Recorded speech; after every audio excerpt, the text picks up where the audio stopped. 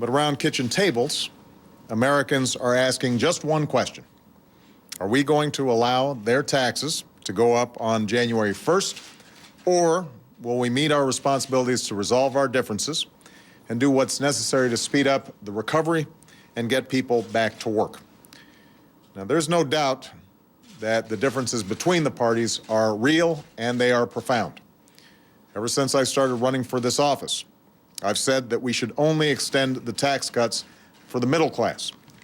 These are the Americans who've taken the biggest hit, not only from this recession, but from nearly a decade of costs that have gone up while their paychecks have not.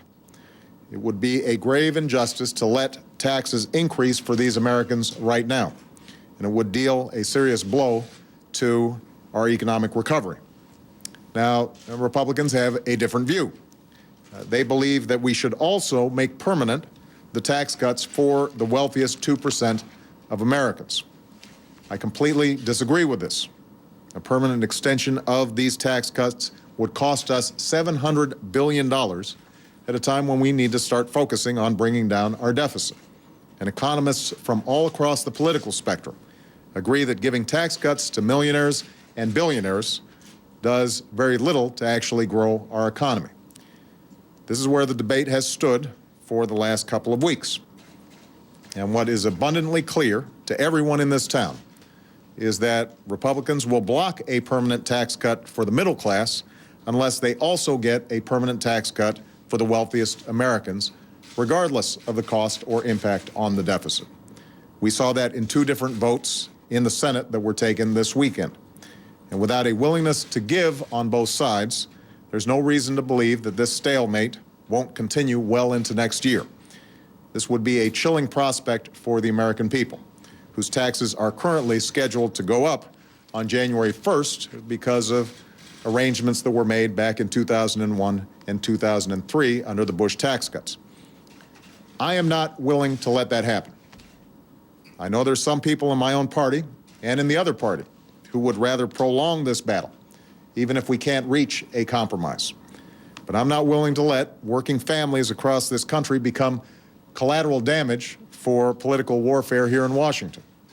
And I'm not willing to let our economy slip backwards, just as we're pulling ourselves out of this devastating recession. I'm not willing to see 2 million Americans who stand to lose their unemployment insurance at the end of this month be put in a situation where they might lose their home or their car or suffer some additional economic catastrophe. So as sympathetic as I am to those who prefer a fight over compromise, as much as the political wisdom may dictate fighting over solving problems, it would be the wrong thing to do. The American people didn't send us here to wage symbolic battles or win symbolic victories. They would much rather have the comfort of knowing that when they open their first paycheck on January of 2011, it won't be smaller than it was before, all because Washington decided they preferred to have a fight and failed to act.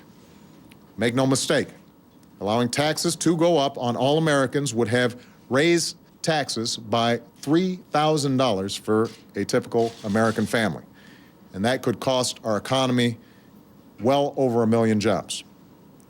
At the same time, I'm not about to add $700 billion to our deficit by allowing a permanent extension of the tax cuts for the wealthiest Americans. And I won't allow any extension of these tax cuts for the wealthy, even a temporary one, without also extending unemployment insurance for Americans who've lost their jobs or additional tax cuts for working families and small businesses. Because if Republicans truly believe we shouldn't raise taxes on anyone while our economy is still recovering from the recession, then surely we shouldn't cut taxes for wealthy people while letting them rise on parents and students and small businesses. As a result, we have arrived at a framework for a bipartisan agreement. For the next 2 years, every American family will keep their tax cuts. Not just the Bush tax cuts, but those that have been put in place over the last couple of years that are helping parents and students and other folks manage their bills.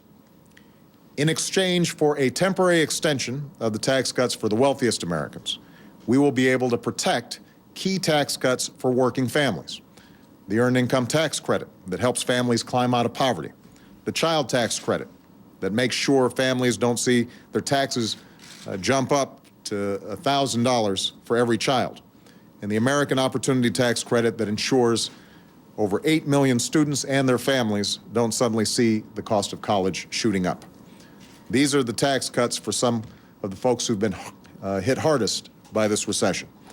And it would be simply unacceptable if their taxes went up while everybody else's stayed the same. Now, under this agreement, unemployment insurance will also be extended for another 13 months, which will be welcome relief for 2 million Americans who are facing the prospect of having this lifeline yanked away from them right in the middle of the holiday season. This agreement would also mean a 2% employee payroll tax cut for workers next year, a tax cut that economists across the political spectrum agree is one of the most powerful things we can do to create jobs and boost economic growth. And we will provide incentives for businesses to invest and create jobs by allowing them to completely write off their investments next year. This is something identified back in September as a way to help American businesses create jobs. And thanks to this compromise, it's finally going to get done. In exchange, the Republicans have asked for more generous treatment of the estate tax than I think is wise or warranted. But we have insisted that that will be temporary. Everyone will find something in this compromise that they don't like. In fact, there are things in here that I don't like, namely the extension of the tax cuts for the wealthiest Americans and the wealthiest estates. But these tax cuts will expire in 2 years. And I'm confident that as we make tough choices about bringing our deficit down, as I engage in a conversation with the American people about the hard choices we're going to have to make to secure our future and our children's future and our grandchildren's future, it will become apparent that we cannot afford to extend those tax cuts any longer. As for now, I believe this bipartisan plan is the right thing to do. It's the right thing to do for jobs. It's the right thing to do for the middle class. It is the right thing to do for business, and it's the right thing to do for our economy. It offers us an opportunity that we need to seize. It's not perfect, but this compromise is an essential step on the road to recovery.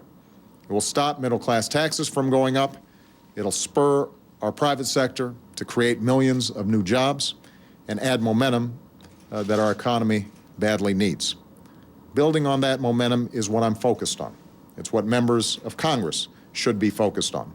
And I'm looking forward to working with members of both parties in the coming days to see to it that we get this done before everyone leaves town for the holiday season. We cannot allow this moment to pass. And let me just end with this. There's been a lot of debate in Washington about how this would ultimately get resolved.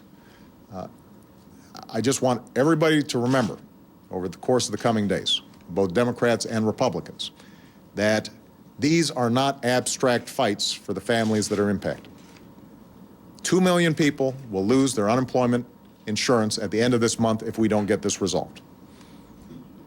Millions more of Americans will see their taxes go up at a time when they can least afford it. And my singular focus over the next year is going to be on how do we continue the momentum of the recovery, how do we make sure that we grow this economy and we create more jobs. So we cannot play politics at a time when the American people are looking for us to solve problems.